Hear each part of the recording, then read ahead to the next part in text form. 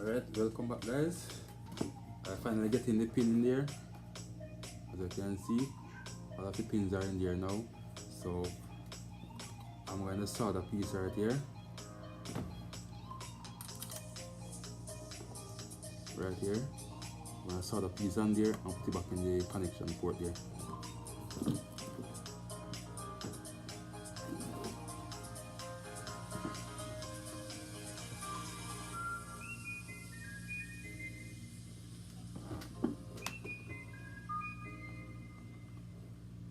So we straighten it out and try and get it back in there.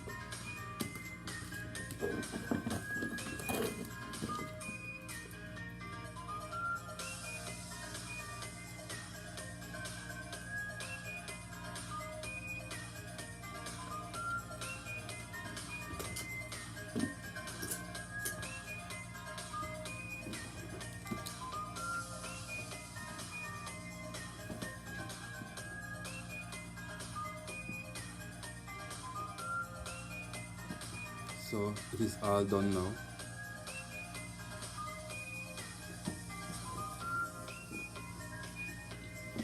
So I'm going to fit it up back now and plug it up and test it.